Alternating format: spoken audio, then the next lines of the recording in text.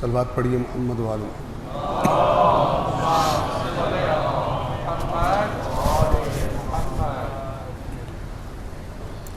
اعوذ باللہ من الشیطان الرجیم. بسم اللہ الرحمن الرحیم.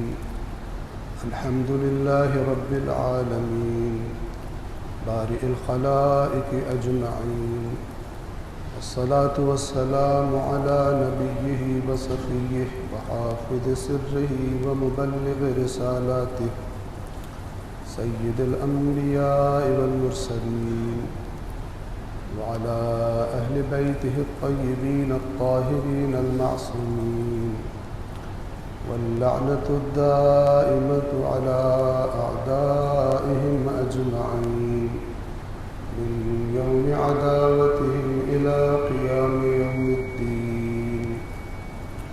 أما بعد فقد قال الله تعالى في القرآن الحكيم وهو أصدق القائلين.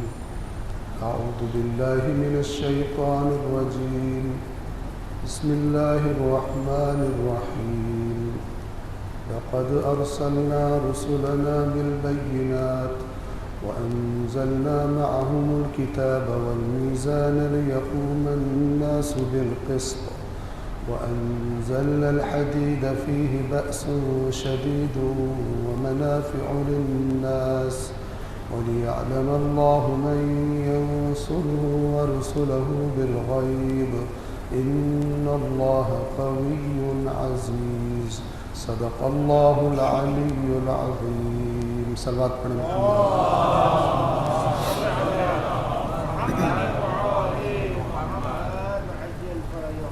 امام حسین علم بردار نظام التوحید.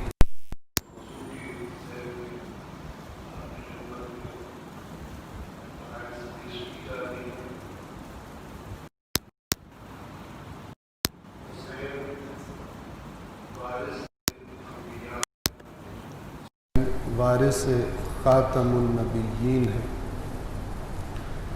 پس مقصد قیام امام حسین وہی ہے جو مقصد انبیاء کا تھا، اور وہ مقصد اللہ نے اپنی کتاب میں واضح اور روشن آیات میں بیان فرما دی. لہذا کوئی یہ کہنے کا حق نہیں رکھتا کہ ہم مقصد امام حسین کو نہیں جان سکتے. جو یہ کہتا ہے اس کا مطلب ہے کہ وہ حسین کو یا تو وارث انبیاء نہیں سمجھتا یا اللہ کی کتاب سے اس کا کوئی تعلق نہیں رہا. اگر اللہ کی کتاب سے تعلق ہوتا تو مقصد انبیاء کا پتہ ہوتا، اور مقصد انبیاء کا پتہ لگ جاتا تو پھر وارث انبیاء کے مقصد میں بھی کبھی شک نہ کرے. صلوات پڑھیں محمد والے.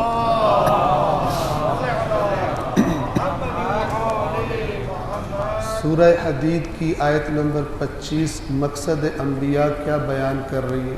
بے شک ہم نے اپنے رسولوں کو بھیجا بینات، واضح نشانیاں، معجزات دے کر، اور ان کے ساتھ کتاب نازل کی اور میزان نازل کی.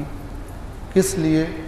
تاکہ لیقوم الناس بالقسط، تاکہ لوگ عدل پر مبنی زندگی گزاریں. انسانی معاشرہ عدل پر قائم ہے. عدل کو کون ڈیفائن کرے گا، کون تعریف کرے گا عدل کی؟ اللہ. آج آپ دنیا میں دیکھتے ہیں اللہ کے واضح احکامات، حدود کے خلاف پرچار کیا جاتا ہے، اور جسے اللہ عدل کہتا ہے کچھ لوگ اسے ظلم کہنا چاہتے ہیں. بس ایک مومن کے لیے عدل کیا ہے؟ یعنی اس کو اگر ایک عادلانہ معاشرہ چاہیے، اس کے لیے کوشش کرنی ہے، اس کی طرف حرکت کرنی ہے، تو وہ کہاں سے اس کو پتہ چلے گا کیا عدل ہے اور کیا عدل نہیں ہے؟ تو ایک حد تک تو ہر انسان کے اندر قرآن نے گواہی دی، اللہ نے، خالق نے بتایا کہ میں نے ہر انسان کے اندر اچھائی اور برائی کی ایک سمجھ رکھ دی ہے. وَنَفْسٍ وَمَا سَوَّاهَا فَأَلْهَمَهَا فُجُورَهَا وَتَقْوَاهَا.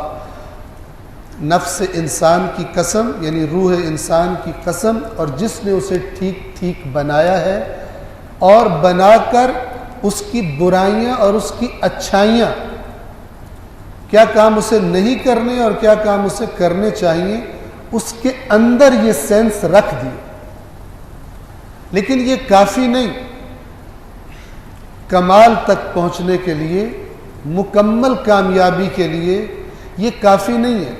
اس سینس کو اور اس عقل کو اللہ نے مزید پالش کرنے کے لیے، مزید چمکانے کے لیے، نکھارنے کے لیے اپنے انبیاء بھیجے اور ان کے ساتھ اپنی کتابیں نازل فرمائی. عقل انسان کو رہنمائی کی گئی وحی الہی کے ذریعے سے. اب ایک مومن کتاب خدا پر، انبیاء الہی پر ایمان رکھنے والا کس کو عادلانہ معاشرہ کہے گا؟ اس کو نہیں کہے گا جو کوئی غیر مومن کتاب اللہ کے علاوہ کہیں اور سے عدل کی ڈیفینیشن کرنے والا، بلکہ ایک مومن عدل کی تعریف اور عدل کی ڈیفینیشن کہاں سے لے گا؟ اللہ کی کتاب سے لے گا، اللہ کے رسول سے لے گا، اہل بیت اطہار سے لے گا. تو قرآن نے کیا بتایا؟ دیکھیے، عدل حق ہے، اور قرآن نے کیا فرمایا؟ الحق من ربک. حق وہ ہے جو تیرے رب کی طرف سے آئے، اور کہیں مت دیکھنا اسے چھوڑ کر حق ڈھونڈنے کے لیے. الحق من ربک فلا تکونن من الممترین. حق تو تیرے رب کی طرف سے ہے، پس ہرگز شک کرنے والوں میں سے نہ ہو جا. اوروں کی طرف مت دیکھنا، تیرے پاس قرآن ہے. فرمایا یا ایہا الذین آمنوا، اے ایمان والو، تم تو ایمان لے آئے ہو اللہ پر، اس کے رسول پر، قرآن پر، پھر کیوں دوسروں کی طرف دیکھتے ہو، جاتے ہو؟ یا ایہا الذین آمنوا ان تطیعوا فریقا من الذین اوتوا الکتاب یردوکم من بعد ایمانکم کافرین. اے ایمان والو، اگر تم نے اہل کتاب میں سے ایک فریق کی پیروی اطاعت کرنا شروع کر دی، اپنے قرآن و سنت رسول و اہل بیت کے نظریات کو چھوڑ کر وہاں سے ان کے نظریات تم نے لینے شروع کر دیے، تو نتیجہ کیا نکلے گا؟ اللہ بتا رہا ہے یردوکم بعد ایمانکم کافرین. وہ تمہارے ایمان کی حالت کے بعد تمہیں دوبارہ پلٹا دیں گے، کافر بنا دیں. پھر فرمایا وَكَيْفَ تَكْفُرُونَ، بھلا کیوں کر تم کفر کر سکتے، کیسے کافر بن سکتے؟ وَأَنْتُمْ تُتْلَى عَلَيْكُمْ آیَاتُ اللَّهِ وَفِيكُمْ رَسُولُهُ. دو دلیلیں دی. کیسے تم کسی دوسرے کے آگے ہاتھ پھیلا سکتے ہو کسی نظریے کے لیے، اس کو کامیابی کا راستہ سمجھتے، جبکہ تمہارے سامنے اللہ کی آیات کی تلاوت کی جاتی ہے اور تمہارے درمیان اللہ کا رسول موجود ہے. ان دو کے بعد تمہیں کسی اور کی ضرورت نہیں ہے ادھر دیکھنے کے لیے حق کیا ہے اور عدل کیا ہے اور ترقی اور کامیابی کا راستہ کیا ہے. صلوات پڑھیے محمد.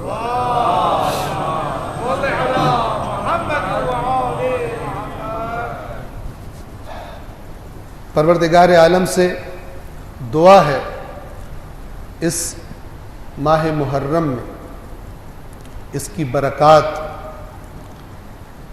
ذکر اہل بیت سننے کی برکات، مصائب اہل بیت سننے کی برکات، ان کے فضائل، ان کی تعلیمات سننے کی برکات سے خداوند عالم ہمارے مزاج کو ایسا بنا دے. کیسا؟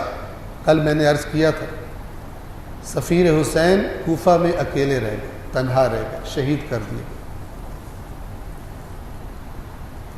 اور اس کے بعد امام حسین کہ تمام ساتھیوں کو، اولاد کو، اصحاب کو کربلا میں شہید کر دیا گیا، حسین کو تنہا کر دیا گیا. اے کاش یہ سفیر حسین کی تنہائی، اے کاش یہ امام حسین کا تنہا رہ جانا، امام حسین کا نہیں، تقریباً سبھی ائمہ کا تقریباً تنہا رہ جانا. تنہائی سے میری کیا مراد ہے؟ تنہائی سے میری مراد یہ ہے کہ اتنے ساتھی بھی نہ تھے کہ جن کے بارے میں امام فرماتے ہیں اگر میرے پاس اتنے بھی مخلص ہوتے تو میں قیام کرتا. باقی ائمہ ہمارے ان محرم کے بابرکت ایام اس طرح نہ گزر جائیں کہ ہماری حالت تبدیل نہ ہو، اور ہمارے زمانے کا امام جب ہماری زندگیوں کو دیکھے ہماری شخصیات، ہماری عادات، ہمارے مزاج کو دیکھے، اپنے آپ کو تنہا محسوس کرے۔ علماء فرماتے ہیں کہ ہم تو کہتے ہیں نا کہ ہم منتظر ہیں، اگر واقعاً شعور و بصیرت کی آنکھ سے اپنے آپ کو دیکھیں تو ہمیں سمجھ آئے گا ہم منتظر نہیں ہیں، امام ہمارے ٹھیک ہونے کے منتظر ہیں۔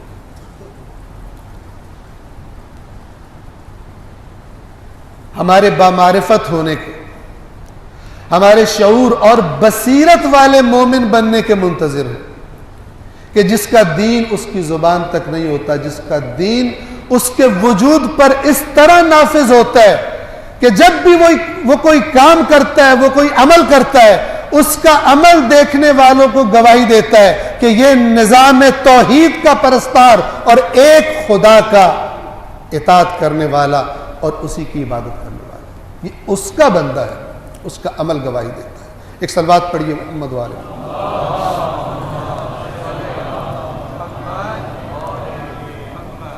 گزشتہ روز جہاں تک ہم پہنچے تھے، توجہ فرمائیے، بالخصوص نوجوان ہمارے بیٹے جو یہاں پر بیٹھے ہوئے، وہ زیادہ اس خطرے کے نزدیک ہیں، کیونکہ جو بڑے ہو گئے ان کے نظریات پختہ ہوتے ہیں، تبدیل کرنا آسان نہیں ہوتا، چاہے کوئی برا نظریہ اپنایا ہو تب بھی تبدیل کرنا آسان نہیں ہوتا، اور چاہے کوئی اچھا نظریہ عقیدہ اپنایا ہو تب بھی بڑوں کا کے اندر تبدیلی لانا کوئی آسان کام نہیں ہوتا۔ جب وہ کوئی ایسی بات سنتے ہیں جو انہوں نے پہلے نہیں سنی ہوتی، وہ سمجھتے ہیں کہ میری عمر کے اتنے سال گزر گئے، یہ نئی بات کہاں سے آ گئی۔ لیکن نوجوان، دشمن بھی، شیطان بھی، اور شیطان جب بھی میں کہوں یاد رکھیے گا، شیطان سے میری مراد کیا ہوگی؟ جو قرآن نے بتایا، من الجنۃ والناس، جنہ نظر نہ آنے والے، اور ناس یعنی انسان۔ شیطان وہ بھی ہوتے ہیں جو دکھائی نہیں دیتے، اور شیطان وہ بھی ہوتے ہیں جو دکھائی دیتے ہیں۔ ہمارے آس پاس انسانوں کی شکل میں موجود ہوتے ہیں، لیکن ان کی ہر بات اللہ سے دور کرنے والی ہوتی ہے، دین کے بارے میں شکوک و شبہات ڈالتے ہیں، برائی کی دعوت دیتے ہیں، اچھائی کی محفلوں میں جانے سے روکتے ہیں۔ اللہ تعالیٰ ہمیں تمام شیاطین من الجنۃ والناس کے شر سے محفوظ فرمائے۔ ہم نے عرض کیا تھا کل کہ آج کا ملحد، ایتھیسٹ،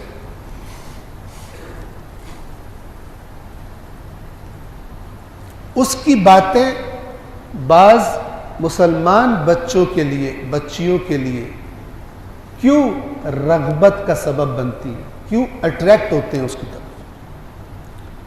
اچھی طرح غور سے میری بات سنیے۔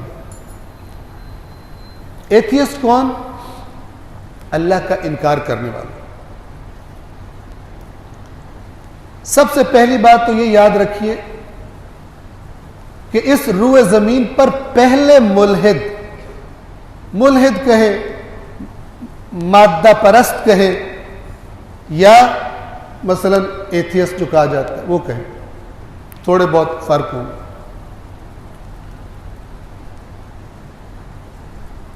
پہلے روئے زمین پر ملحد سے لے کر، ایتھیسٹ سے لے کر آج کے سارے جو ان جیسے موجود ہیں روئے زمین پر، ان میں سے کوئی ایک بھی ایسا نہیں ہے جس کے پاس خدا کے نہ ہونے کی دلیل ہو۔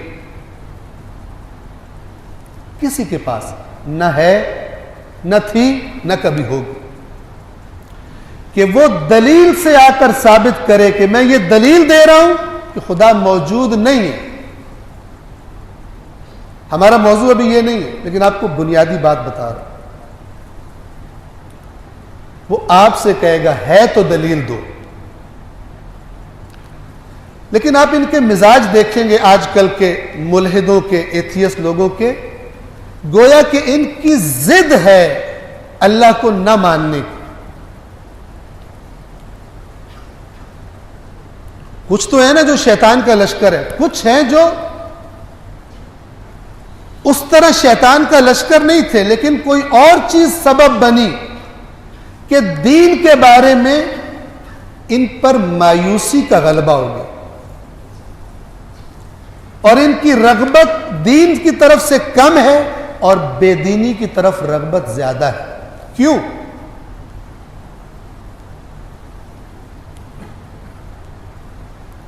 ان کی اس بات کے پیچھے، ان کی اس ضد کے پیچھے کوئی ٹھوس عقلی دلیل، عقلی استدلال وجود نہیں رکھتا۔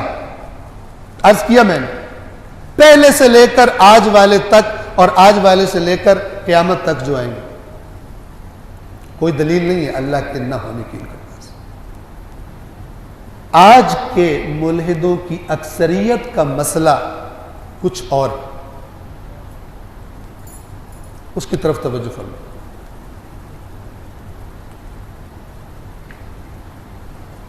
بہت سارے خاص طور پہ نوجوان سوال کرتے ہیں، آج کا نوجوان پوری دنیا کے ساتھ مربوط ہے، کنیکٹڈ ہے، سب باتیں سنتا ہے، سب کی باتیں سنتا ہے، اس کے ذہن میں سوالات پیدا ہوتے ہیں اور ان سوالات کے اگر صحیح عقلی عاقلانہ جواب اس کو نہ ملے جو اس کی عقل کو مطمئن کر دے، تو آہستہ آہستہ جو دین اس کو سکھایا گیا ہے، جو ایمان جس کا نام اس نے ایمان رکھا ہوا ہے، وہ گلنا شروع ہو جاتا ہے، ختم ہونا شروع ہو جاتا ہے اور بعض اوقات ختم بھی ہو جاتا ہے۔ ہم کئی مسلمان گھرانوں کو جانتے ہیں کہ جن کی طرف سے، ماں کی طرف سے، باپ کی طرف سے شکایت آتی ہے، میرا بچہ اچھا بھلا تھا، نمازیں پڑھتا تھا، عزاداری کرتا تھا، اچانک کہہ رہا ہے اللہ ہی کوئی نہیں، رسول تو بعد میں باری آئے گی، امام کی باری بعد میں آئے گی، اللہ ہی نہیں، جڑ ہی کاٹ۔ کیوں؟ سب سے پہلی وجہ تو یہ تھی کہ جس چیز کا نام ہم نے، جو کل میں نے عرض کیا، سنی سنائی اور دیکھی دکھائی، دیکھی دکھائی سے کیا مراد ہے؟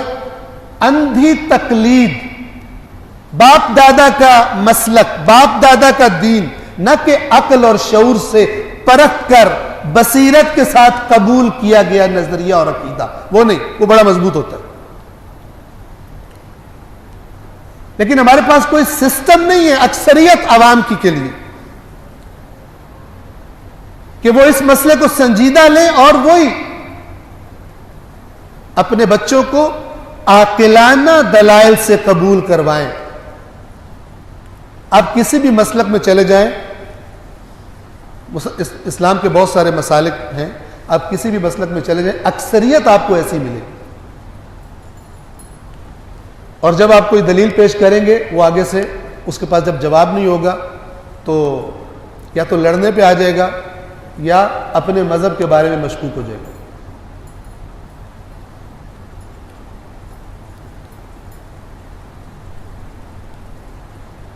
ایک ویڈیو کلپ شاید آپ نے دیکھا ہو، میں مسلک کا نام نہیں لیتا، لیکن ایسا مسلک کہ جو اپنے آپ کو قرآن مجید کا باقی سب سے زیادہ وارث اور قریب سمجھتا ہے۔ ویسے تو سارے ہی دعویٰ کرتے ہیں، تو وہ بھی یہ دعویٰ کر رہے تھے۔ ذرا اس کی بات سنیے گا کہ کس طرح ہدایت کے دروازے اور اصلاح کے دروازے بند کر دیے گئے بزرگ پرستی میں۔ یہ الفاظ بول رہے تھے، کہہ رہے تھے کہ اگر اس پر فخریہ انداز میں بتا رہے ہیں، وہ جو میزبان بیٹھا ہوا جس سے گفتگو کر رہے ہیں، اس اپنی جہالت کو اور اس اپنے ظلم کو اور اندھے پن کو فخر کے طور پہ بتا رہے ہیں کہ ہمارے مسلک کا یہ امتیاز ہے۔ کیا امتیاز ہے؟ کیا ڈسٹنکشن ہے؟ کیا چیز قابل فخر ہے؟ کہہ رہے تھے کہ اگر کوئی میرے سامنے قرآن مجید کی 1000 آیات بینات پیش کرے، توجہ فرمائیں، آیات متشابہات بھی نہیں، آیات بینات۔ بینات کن آیات کو کہتے ہیں؟ جن کا معنی بالکل واضح ہوتا ہے، جس کے سامنے بھی پڑھو اس پہ کلیئر ہو جاتا ہے یہ کیا بات کہی جا رہی ہے.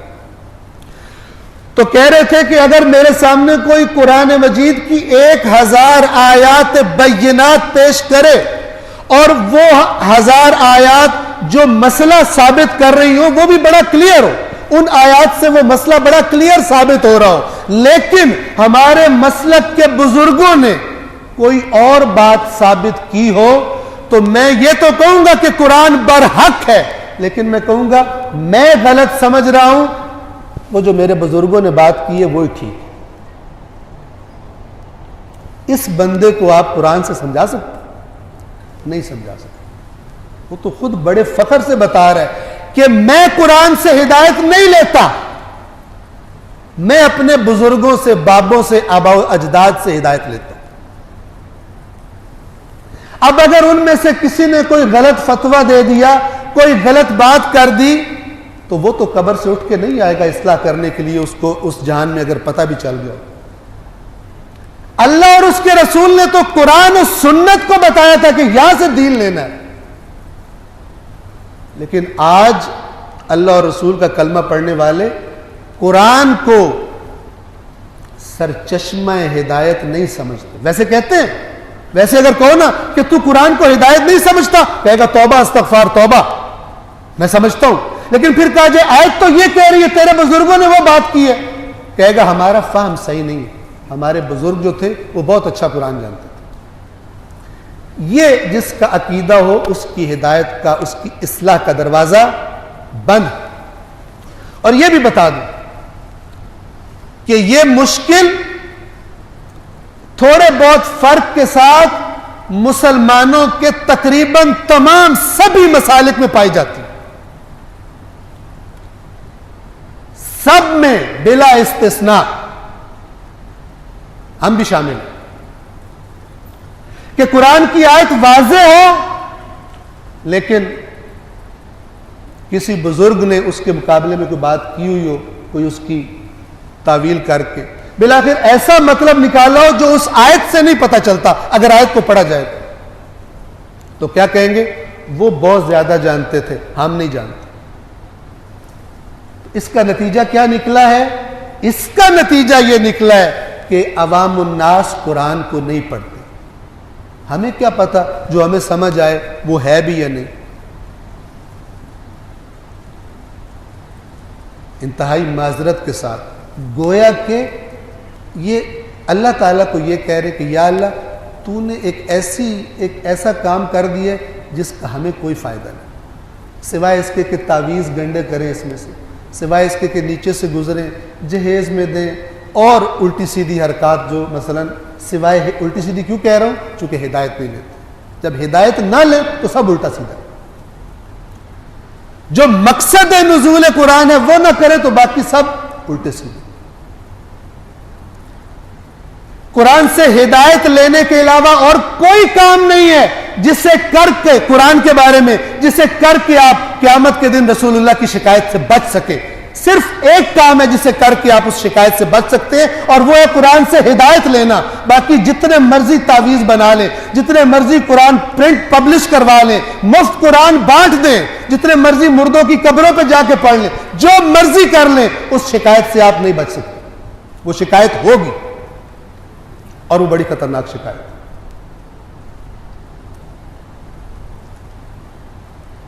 واپس آتے ہیں.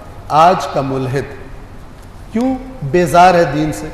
اب جب میں ملحد کہہ رہا ہوں وہ کہ جو اوپر سے مثلا مسلمان ہے لیکن اندر سے دین سے رغبت نہیں ہے, دین اسے اٹریکٹ نہیں کرتا. کیا وجہ ہے اس کی؟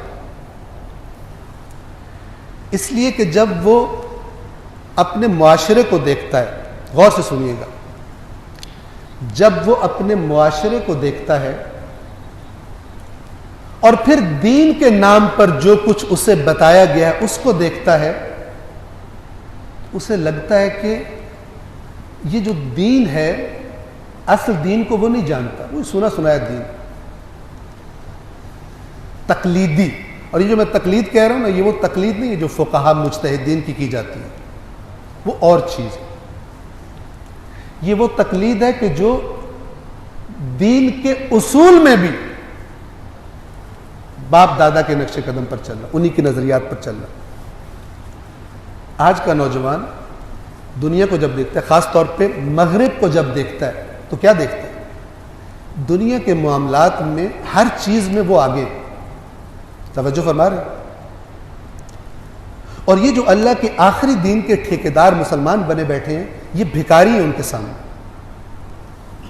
ان کے حکمران جو اپنے آپ کو اپنی عوام کے سامنے بڑا طاقتور سمجھتے ہیں، جب ان کے سامنے جاتے ہیں تو بھیگی بلی بنے ہوتے ہیں۔ پس کیا نتیجہ نکالتا ہے؟ یہ دین مجھے اس دنیا میں ترقی دینے کی صلاحیت نہیں رکھتا، اس دین کے پاس میرے لیے کوئی پروگرام نہیں سوائے اس کے کہ جو دادی نے کہا تھا جب امتحان دینے جاؤ تو یہ والا وظیفہ کر کے جانا، یہ والا تعویذ باندھ کے جانا۔ پھر وہ سوچتا ہے کہ یہ جو دنیا میں آگے نکل گئے ہیں، یہ تو کوئی وظیفے نہیں کرتے، یہ تو اللہ کو ہی نہیں مانتے، تو بالکل کھلی نافرمانی اللہ کی کرتے ہیں، اللہ کے احکام کے مقابلے میں قانون بناتے ہیں، اور دوسری دنیا کو بھی انہی اللہ کی نافرمانیوں پر چلنے کی ترغیب دے رہے ہیں۔ تو یہ کیوں آگے نکل گئے؟ میرے ورد وظیفے مجھے آگے کیوں نہیں نکال رہے؟ میرے استخارے مجھے آگے کیوں نہیں نکال رہے؟ میں کیوں پیچھے ہوں؟ اب یہ چیز، یہ احساس اسے آہستہ آہستہ اس دین سے بے رغبت کرتا ہے۔ کیوں؟ وہ سوچتا ہے کہ اگر یہ جو دین ہے، توجہ سے سنیے گا، یہ جو دین ہے اگر یہ اللہ کی طرف سے آیا ہوتا تو یہ دنیا کے ہر پروگرام سے، ہر نظریے سے زیادہ طاقتور ہوتا، اس کو فالو کرنے والے ہر مسئلے میں سب سے آگے ہوتے۔ کیوں؟ یہ اللہ نے دیا۔ خالق ایک چیز دے وہ پاورفل ہوگی، یا اس کی مخلوق ایک چیز بنائے تو وہ خالق سے بھی آگے نکل جائے؟ نہیں ہو سکتا۔ بس وہ اس دین سے بے رغبت ہوتا ہے۔ لیکن بات سٹوری یہاں پہ ختم نہیں ہوتی، اس کی اگلا سٹیپ کیا ہے؟ اگلا سٹیپ وہ یہ لیتا ہے اپنے اندر ہی اندر کہ یہ دین تو اس میں تو صلاحیت ہی نہیں ہے، یہ رسومات اور یہ سارا کچھ کرنا یہ دنیا میں کوئی عزت نہیں دلوا رہا، دنیا میں کوئی طاقت نہیں دلوا رہا۔ آج کا دیکھ لیں دنیا، اقوام عالم میں حالت دیکھ لیں اپنی، کشمیری مسلمانوں کی حالت دیکھ لیں، ہندوستان کے اندر مسلمانوں کی حالت دیکھ لیں، کچھ عرصہ پہلے کیا کیا کیا گیا، فلسطین میں دیکھ لیں، اور بعض ممالک میں خود نام نہاد مسلمانوں کے ہاتھوں، کفار کے اتحادی مسلمانوں کے ہاتھوں کمزور اور مظلوم مسلمانوں کی حالت دیکھ لیں۔ اب وہ یہ سوچتا ہے کہ یہ دین تو صلاحیت نہیں رکھتا، اسے یہ دین کیا کرتا دکھائی دیتا ہے؟ کبھی اسے یہ دکھائی دیتا ہے کہ یہ دین ہر ظالم حکمران کی جیب میں ہوتا ہے، جس قسم کی بات وہ کرتا ہے اس کو اس دین کے ٹھیکیداروں سے اس کا فتویٰ مل جاتا ہے۔ وہ جو یہودیوں کی صفت اللہ کے نبی نے بیان کی گزشتہ اقوام کی، آپ دیکھ لیں، اپنے پاکستان میں دیکھ لیں کہ جب کوئی کمزور جرم کرتا ہے تو اسے بڑی سخت گرفت میں لیا جاتا ہے، لیکن جب کوئی طاقتور جرم کرتا ہے تو اس کے لیے ہزار راستے نکال لیے جاتے ہیں۔ مثلا اگر کسی نے کوئی ایک دکان رات کو گھس کے چوری کر لی ہو، عام انسان ہو، پکڑا جائے پھنس جاتا ہے، اگر تو بہت مالدار ہو تو پھر رشوت وغیرہ چلائے، ورنہ پھنس جائے۔ لیکن اگر کوئی مالدار آدمی ہو اور وہ کروڑوں اربوں کی کرپشن کرتا ہو، اس کو کوئی نہیں پکڑ سکتا۔ اب جس قوم کے اندر یہ صفت آ چکی ہو اور ہمارے ہاں آ چکی ہے تو اللہ کے نبی نے کیا فرمایا وہ سن لیں. آپ سب نے سنا ہو اللہ کے نبی نے فرمایا کہ تم سے پہلی قومیں اس لیے اللہ کے عذاب کا شکار ہوئی تھی کہ ان میں سے جب کوئی کمزور جرم کرتا تھا تو اسے پوری سخت سزا دیتے تھے اور جب کوئی بڑا خرابی کرتا تھا اس کو ادھر ادھر کر کے بچا لیا کرتا. آج یہاں کا سسٹم دیکھ لیں.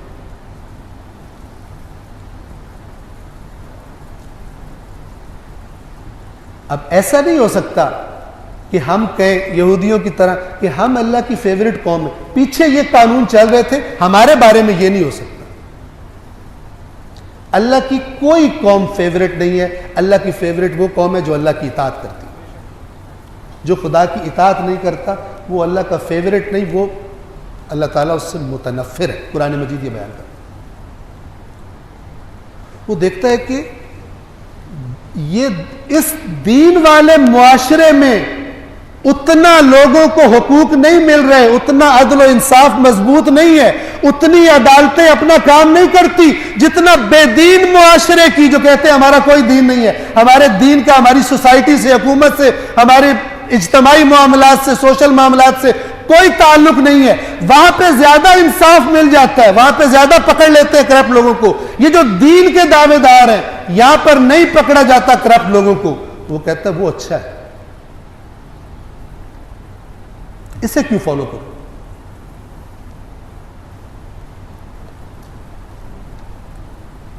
کبھی وہ دیکھتا ہے کہ یہ دین مثلا امیر آدمی سے کیا کہہ رہا ہے, غریب سے کہہ رہا ہے کہ تو صبر کر, اسے طاقتور مار رہا ہے, اس کے حقوق غصب کر رہا ہے. اس دین کا نمائندہ جب وہ دین کے نمائندے کے پاس جاتا ہے اور کہتا ہے کہ آپ مثلا مجھے بتائیے میں کیا کروں, کہتا ہے صبر کر. یہ آج کے مثلا نوجوان کو یہ والا دین سمجھ میں نہیں آتا کہ جو مظلوم سے کہہ رہے تیری قسمت میں یہ لکھا ہوا تو صبر کر, صبر کی یہ والی تعریف اس کو سکھا رہا ہے.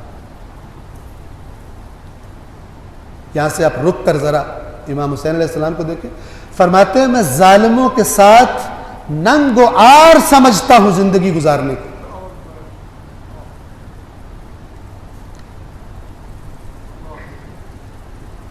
کتنا بھیانک ہے یہ کہنا, مقصد حسین کو ہم نہیں سمجھ سکتے.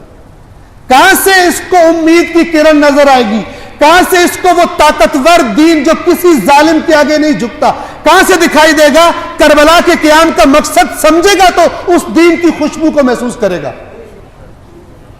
لیکن اس کو بھی نشے کا ٹیکا لگانے کی کوشش, ایڈکٹ کرنے کی کوشش کی جا رہی ہے.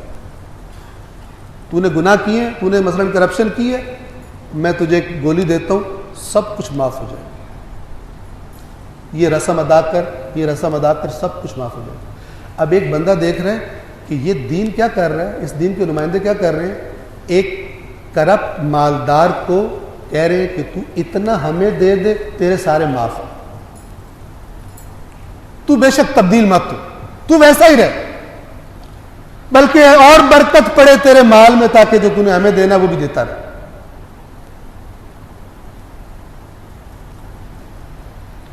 یہ کام رسول اللہ صلی اللہ علیہ وآلہ وسلم کے زمانے میں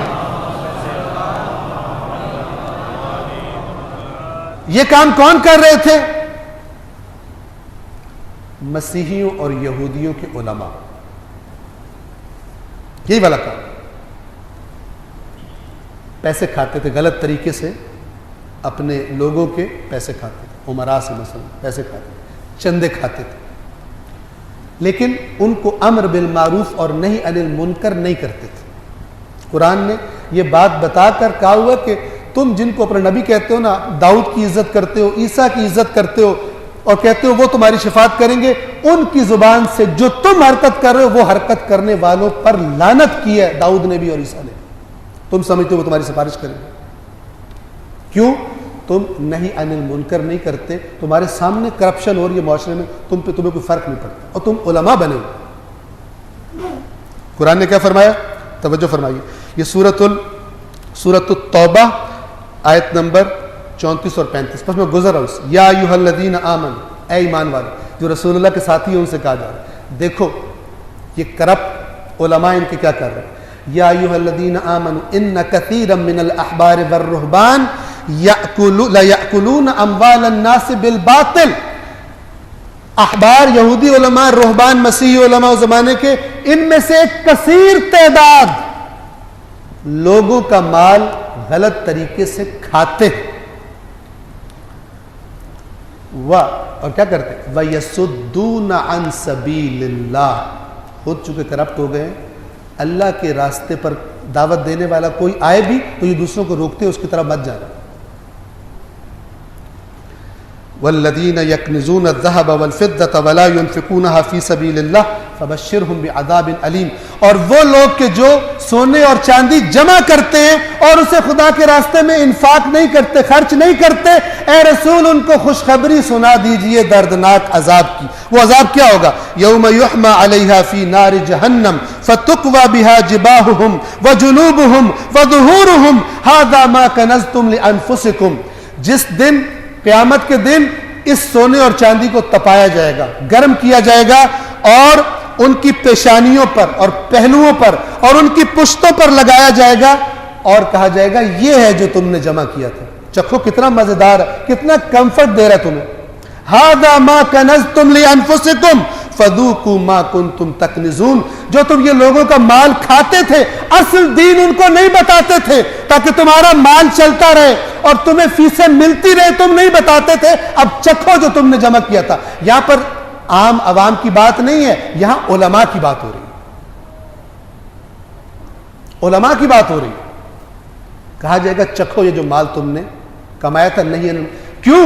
اس لیے کہ اس زمانے میں اپنی عوام کو رسول اللہ کی طرف جانے سے روکنے والے یہی لوگ تھے، کیونکہ انہوں نے سمجھ لیا تھا کہ اگر ہم نے عوام کو بتا دیا یہ وہی رسول ہے جس کے بارے میں ہم تمہیں پہلے بتایا کرتے تھے، جس کا انتظار کر کر کے ہم بڑے خوش ہوتے تھے کہ ہم منتظر ہیں اس رسول کے، اگر ہم نے بتا دیا یہ وہی رسول ہے تو پھر ہمارے ہاتھ پلے کوئی چندہ نہیں آئے گا.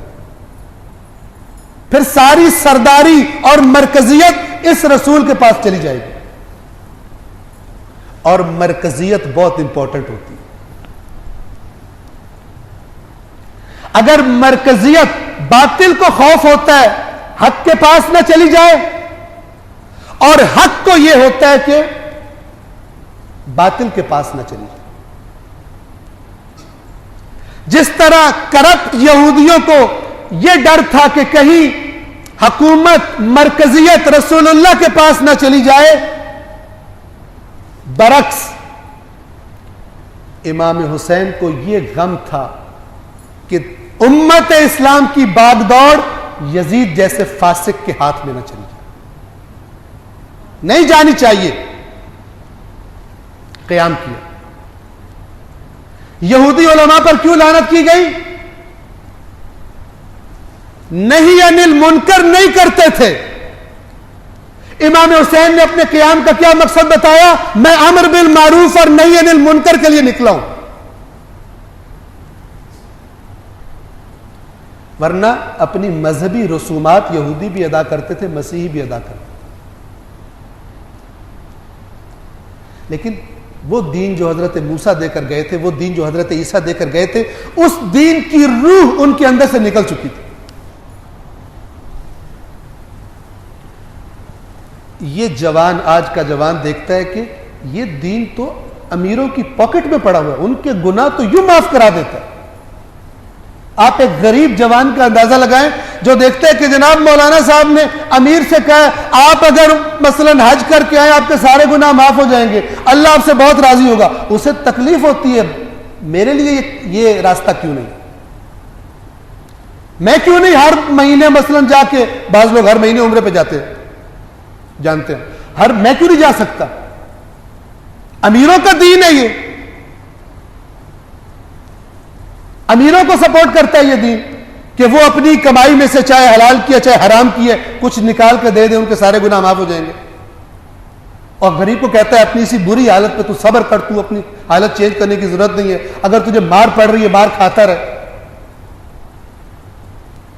آپ کو پتہ ہے جنہوں نے امام حسین علیہ السلام کے خلاف فتویٰ دیا تھا، ان کی فکر چلتے چلتے کیا ڈیویلپ ہو گئی کہ جو بھی تمہارے پر کرسی پہ بیٹھا ہوا ہے، جو بھی جیسا بھی تمہارا حکمران ہے، اس کے خلاف قیام کرنا جائز نہیں ہے، چاہے وہ تمہارے اوپر تمہیں لٹا کے بلا بے قصور تمہیں مارے، قیام نہیں کر سکتے تم۔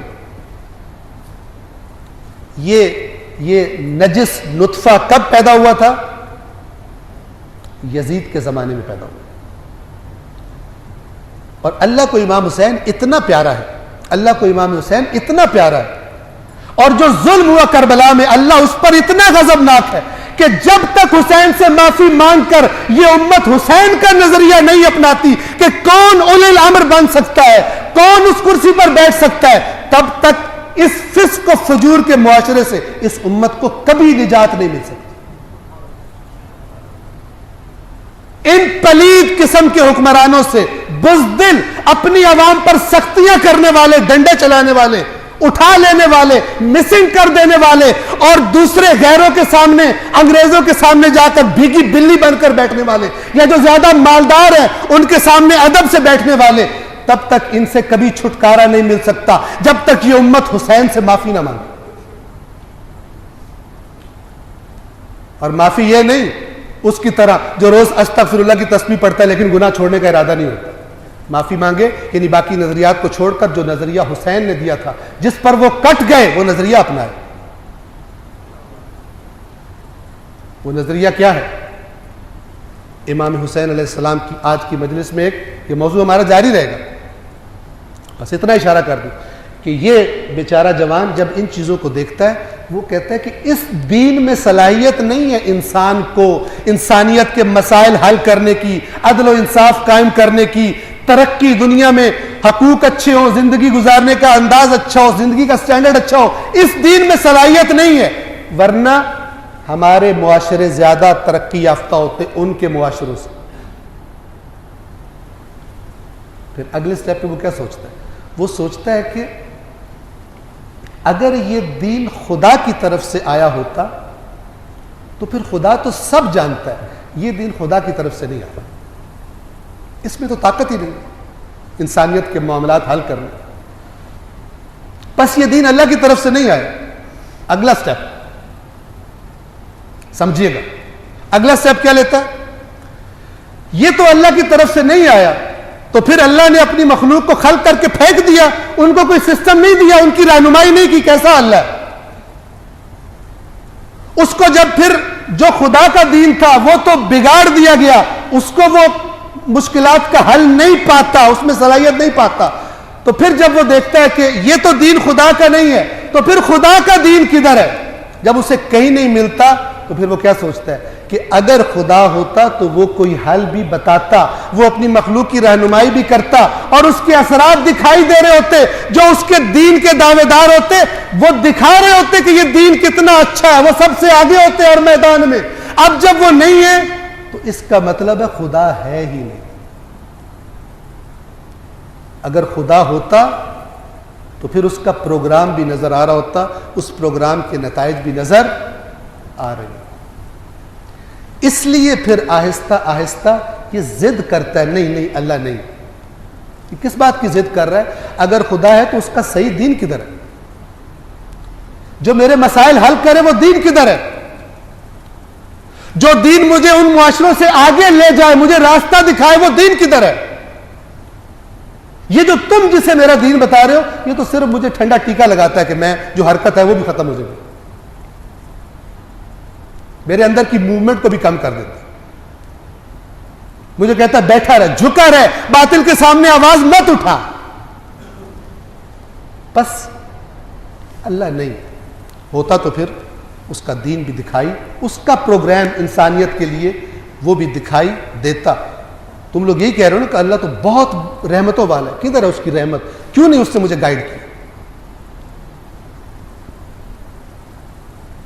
بس مسلمانوں نے، نام کے مسلمانوں نے، جب اسلام کو اپنے وجود پر پہلے سمجھا نہیں اور پھر اپنے وجود پر لاگو نہیں کیا، اس صحیح اسلام کو،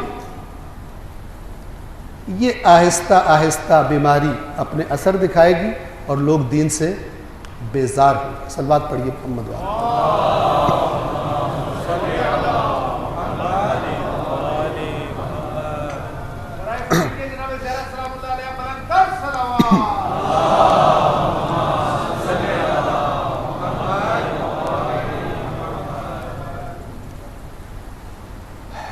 امام حسین علیہ الصلاۃ والسلام کے ان ایام میں کچھ کلمات، کچھ فرامین، کچھ خطبات آپ کی خدمت میں تلاوت کروں گا تاکہ آپ تجزیہ کر سکیں، جوڑ سکیں۔ آیات قرآن اور حسین جدا نہیں، بلکہ روح زمین پر سب قرآن سے جدا ہو جائے، حسین قرآن سے جدا نہیں ہو سکتا۔ یہ وصیت نامہ ہے کہ جو امام نے مدینہ چھوڑتے وقت اپنے بھائی جناب محمد ابن حنفیہ کو دیا تھا۔ اب ذرا اس وصیت پر غور کیجئے گا اور دیکھیے گا کہ جو ہمارا موضوع ہے حسین علم بردار نظام توحید، اور ذہن میں رکھیے گا مذہبی رسومات جو دیگر واجبات ہیں وہ ادا ہو رہے تھے اس زمانے میں بھی، کوئی اور مشکل تھی، اس مشکل کا ذکر کرتے ہیں انہی الفاظ میں جن الفاظ میں قرآن حکم دیتا ہے اس کام کا۔ بسم اللہ الرحمن الرحیم۔ ھذا ما اوصى به الحسین بن علی الی اخیہ محمد بن الحنفیہ، یہ وہ وصیت نامہ ہے جو حسین ابن علی اپنے بھائی محمد ابن حنفیہ کو کر رہا ہے۔ ان الحسین یشہد، حسین گواہی دیتا ہے، اللہ الہ الا اللہ وحدہ لا شریک لہ۔ آپ ذرا سوچئے اس گواہی کی کیا ضرورت ہے امام حسین؟ نہیں پتا؟ امام جانتے تھے یہ میرے بارے میں اتنا پروپیگنڈا کریں گے کہ لوگوں کو کہیں گے حسین تو خدا کو ہی نہیں مانتا تھا۔ یہ میرے بارے میں اتنا دیکھ چکے تھے، اپنے بابا کے بارے میں ہونے والا پروپیگنڈا دیکھ چکے تھے، مدینہ میں ہوتا تھا۔ ان الحسین یشہد اللہ الہ الا اللہ وحدہ لا شریک لہ، بے شک حسین گواہی دیتا ہے کہ کوئی الہ، کوئی معبود نہیں سوائے اللہ کے جو اکیلا ہے، یکتا ہے، وحدہ لا شریک لہ، اس کا کوئی شریک نہیں، توحید۔ وَأَنَّ مُحَمَّدًا عَبْدُهُ وَرَسُولُهُ، اور حسین گواہی دیتا ہے کہ محمد صلی اللہ علیہ وآلہ وسلم اس اللہ کے عبد، بندے، غلام اور اس کے رسول۔ یہ بہت خوبصورت ہے۔ اس کائنات کی سب سے بلند مرتبہ ہستی رسول اللہ مقام عبودیت سے مقام رسالت پر جاتا ہے، یعنی جو خدا کا عبد نہیں ہے وہ آگے جا نہیں سکتا خدا کے قریب۔ خدا کی طرف قرب کا سفر شروع ہی اس کا ہوتا ہے جو سب سے پہلے اپنے آپ کو اللہ کا عبد بنائے۔ عبد کسے کہتے ہیں؟ غلام کو، اور توحید پرست غلام یعنی ایک اللہ کا غلام۔ قرآن مجید نے اس کی مثال دی ہے، فرمایا وَلَقَدْ ضَرَبْنَا لِلنَّاسِ فِي هَذَا الْقُرْآنِ مِنْ كُلِّ مَثَلٍ لَعَلَّهُمْ يَتَذَكَّرُونَ، بے شک ہم نے اس قرآن میں ہر قسم کی مثالیں دی ہیں لوگوں کے لیے تاکہ وہ نصیحت حاصل کریں، سمجھیں۔ قرآناً عربیاً غیر ذی عوج لعلہم یتقون، ایک ایسا قرآن جو عربی میں ہے اور اس میں کوئی ٹیڑھا پن نہیں تاکہ وہ غلطیوں سے، خراب کاموں سے بچ سکے۔ یہ قرآن کی تعریف کر کے قصیدہ پڑھ کے اللہ مثال دیتا ہے۔ مثال کیا دیتا ہے؟ یہی والی بات ہے یہاں والی۔ قرآن کیا فرماتا ہے؟ ضرب اللہ مثلا رجلا فیہ شرکاء متشاکسون، اللہ مثال دیتا ہے ایک ایسے شخص کی جو کئی جھگڑالو آقاؤں کا غلام ہے۔ ایک اسے ادھر کھینچتا ہے، مثال دے رہے ہیں، ایک آقا کہتا ہے مجھے روٹی کھلا، ابھی وہ روٹی کھلانے کے لیے جا رہا ہے کچن کی طرف، دوسرا کہتا ہے نہیں پہلے مجھے پانی پلا، وہ پانی کی طرف جاتا ہے، تیسرا کہتا ہے پہلے میرا جوتا پالش کر۔ یہ جو ایک اللہ کے غلام نہیں ہے ان کی زندگی ایسے ہی ہوتی۔ کس کس کو میں راضی کروں؟ کچھ لوگ ہوتے ہیں ان کو سب کو راضی کرنے کا شوق ہوتا، کوئی راضی نہیں ہوتا۔ آپ لوگوں پہ ہزار احسان کریں، ایک کمی ہو جائے کہیں گے تم پتہ نہیں کیا کرتے۔ سب سے بڑا قدردان وہ وحدہ لا شریک آقا ہے، سب سے بڑا قدردان۔ اللہ تعالیٰ فرماتا ہے کہ ان اللہ شاکر علیم، اللہ شکریہ ادا کرنے والا ہے۔ ایک اللہ کا صفاتی نام شاکر ہے، ایک شکور ہے، شکور مبالغہ ہے، بہت زیادہ، یعنی ایسا شکریہ ادا کرے گا کہ تم یاد رکھو گے، ایسا شکریہ ادا کرو اگر تم نے اس کی بندگی کی ہوگی، بات مانو۔ تو اللہ ایک ایسے شخص کی مثال دیتا ہے جس کے کئی آقا ہیں، جھگڑالو، آپس میں لڑنے والے، وَرَجُلًا سَلَمًا لِرَجُلٍ، اور اس کے مقابلے میں ایک ایسا شخص کہ جو صرف ایک شخص کا غلام ہے۔ هَلْ يَسْتَوِيَانِ مَثَلًا، ان دونوں کی زندگی مثال ایک جیسی ہو سکتی ہے؟ اس کو صرف ایک کی ماننی ہے، دوسروں کی سے پرواہ کوئی، اس کو صرف ایک کی ماننی ہے، پرواہ کوئی، اور اس کو کئیوں کو راضی کرنا۔ قرآن فرما رہا ہے هَلْ يَسْتَوِيَانِ مَثَلًا، یہ ان کی دونوں کی مثال، ان کی حالت برابر ہو سکتی ہے؟ اور پھر اس مثال کو خداوند عالم، بات سمجھیے گا، یہ اتنی زبردست مثال ہے بات سمجھانے کے لیے، اگر انسان پہ غور کرے۔ خدا اپنی طرف کہتا ہے میرے آگے سر جھکا دو، میں تمہارے سر کو کہیں اور نہیں جھکنے دوں گا۔ اس مثال کو بیان کر کے اللہ کیا فرماتا ہے؟ الحمدللہ، تمام حمد اللہ کے لیے جو تمہیں سیدھے راستے پہ لانے کے لیے، تمہیں موحد بنانے کے لیے، تمہیں ایک اللہ کا غلام عبد بنانے کے لیے ایسی خوبصورت، آسان، سادہ مثال بیان کرتا ہے۔ الحمدللہ، اور ساتھ ہی پھر افسوس بھی کیا بل اکثرہم لا یعلمون، لیکن ان میں سے اکثریت پھر بھی علم نہیں رکھتی، پھر بھی اللہ کے علاوہ اوروں کو خوش کرنے میں زندگیاں گزار دیتے۔ بس وَأَنَّ مُحَمَّدًا عَبْدُهُ وَرَسُولُهُ جَاءَ بِالْحَقِّ مِنْ عِنْدِهِ، جو ایسے رسول کے جو اللہ کے پاس سے حق لے کر آئے تھے۔ وَأَنَّ الْجَنَّةَ حَقٌّ وَالنَّارَ حَقٌّ، جنت حق ہے، آگ حق ہے۔ وَالسَّاعَةُ آتِيَةٌ لَا رَيْبَ فِيهَا، اور قیامت آنے والی ہے، اس میں کوئی شک نہیں۔ وَأَنَّ اللَّهَ يَبْعَثُ مَن فِي الْقُبُورِ، اور اللہ جو قبروں میں چلے گئے ان کو دوبارہ اٹھائے گا۔ حسین گواہی دیتا ہے وَإِنِّي لَمْ أَخْرُجْ عَشِرًا وَلَا بَطِرًا وَلَا مُفْسِدًا وَلَا ظَالِمًا، اور جان لو کہ حسین یہ وصیت اپنے بھائی کو نہیں کر رہے، سب کو کر رہے ہیں، تاکہ وہ دکھا سکے، بتا سکے، ڈاکومنٹ، پروف موجود ہو میں کیوں نکلا تھا۔ جن کو سمجھ نہیں آ رہا حسین کا مقصد، کتنے عقل کے اندھے ہیں، نہ قرآن ان کے سامنے آتا ہے، نہ یہ وصیت حسین ان کے سامنے آتی ہے۔ نہ میں سرکشی کے لیے نکلا ہوں، نہ میں تکبر کی وجہ سے نکلا ہوں، نہ میں فساد کے لیے نکلا ہوں، نہ میں ظلم کے لیے نکلا ہوں۔ انما خرجت لطلب الاصلاح فی امت جدی، میں اپنے جد کی امت کی اصلاح کے لیے نکلا ہوں۔ اريد ان آمر بالمعروف وانہا عن المنکر، میں تو امر بالمعروف کرنا چاہتا ہوں، میں نہی عن المنکر کرنا چاہتا ہوں۔ آج محرم کی 2 تاریخ ہے، امر بالمعروف اور نہی عن المنکر کے قافلے کا یہ سردار اپنے قافلے کے ساتھ منزلیں طے کرتا ہوا آج اس سرزمین پر پہنچ گیا جس کا ان کے جد نے اور بابا نے اور اللہ نے ان سے وعدہ فرمایا تھا۔ جناب حر کا ذکر کل ہوگا۔ حسین کربلا کی سرزمین پر جب پہنچ گئے، حسین، امام حسین کا راہوار خود بخود رک گیا، آگے چلنے سے انکار کر دیا۔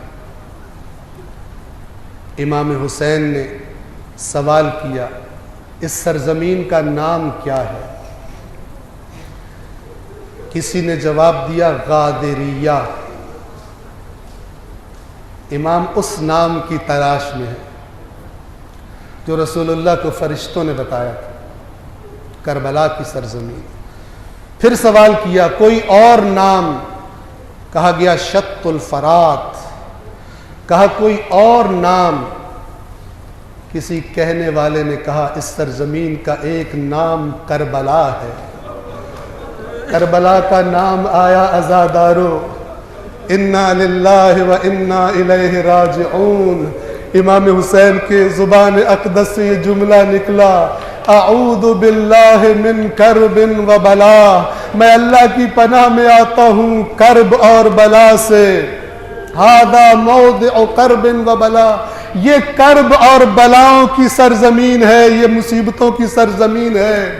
انزلوا، اے میرے اصحاب اس سرزمین پر اتر پڑو، ہا ہنا محط رحالنا، یہیں پر ہمارے خیمے لگیں گے، ومسفک دمائنا، یہیں پر ہمارے خون بہائے جائیں گے، یہیں پر ہماری خواتین کو اسیر کیا جائے گا، ومحل قبورنا، اور اسی سرزمین پر میری اور میرے اصحاب کی قبریں بنیں گی۔ امام نے اترنے کا حکم دیا۔ ہاں عزادارو، اس وقت بڑی عظمت کے ساتھ یہ قافلہ اترا کربلا کی سرزمین میں۔ امام حسین نے خیمہ لگانا چاہا، اصحاب آگے بڑھے اور کہنے لگے آپ نہ لگائیے، ہم آپ کی خدمت کے لیے حاضر ہیں۔ خیمے لگنے شروع ہوئے، سواریوں سے بیویوں نے اترنا شروع کیا۔ عزادارو، ایک ہستی آئی ہے حسین کے ساتھ جس کا نام زینب کبریٰ ہے۔ بی بی زینب جب اپنی سواری سے اترنے لگی، کیا منظر تھا کربلا میں، ایک طرف سے قاسم آ گئے، ایک طرف سے اکبر آ گئے، ایک طرف سے عباس آ گئے۔ علی کی بیٹی کو سواری سے بڑی شان کے ساتھ، بڑے ادب کے ساتھ نیچے اتارا، لیکن ابھی تھوڑے ہی دن گزرے تھے کہ اسی سرزمین کا منظر بدل گیا۔ 11 محرم کی صبح آئی اور قافلے کو چلنے کا حکم دیا گیا۔ اب بی بی زینب اور بی بی ام کلثوم نے لوگوں کو، بچے گچے قافلے کو سواریوں پر، محملوں پر سوار کرنا شروع کیا۔ آخر میں جناب زینب نے بی بی ام کلثوم کو سوار کیا۔ عزادارو، ایک وقت آیا جب علی کی بیٹی تنہا رہ گئی۔ شاید خیال آیا ہوگا کہ جب مدینے میں ہوتی تھی، میں نے اپنے نانا کے مزار کی زیارت پر جانا ہوتا تھا تو میرے بھائی چاروں طرف سے مجھے گھیر لیتے تھے۔ آپ جانتے ہیں نا، اس بی بی کے 18 بھائی تھے، وہ گھیر لیا کرتے تھے۔ کیوں؟ کہ مبادا کسی نامحرم کی نظر بہن کے قد پر پڑ جائے، اور گھیرے اپنے گھیرے میں لے کر زیارت کے لیے جایا کرتے تھے۔ ہائے کربلا کا وہ منظر، علی کی بیٹی تنہا کھڑی ہے۔ عزادارو، مقتل کے الفاظ ہیں۔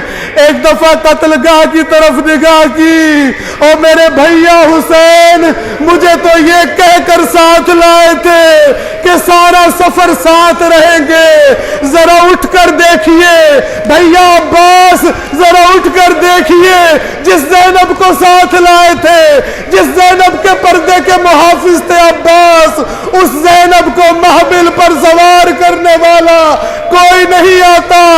عباس، یہ کیا ہو گیا؟ میں تجھے آواز دیتی ہوں اور آپ کی لبیک کی آواز زینب کے کانوں میں نہیں آتی۔ الا لعنت اللہ علی القوم الظالمین وسيعلم الذين ظلموا أي منقلب ينقلبون۔ ماتم حسین۔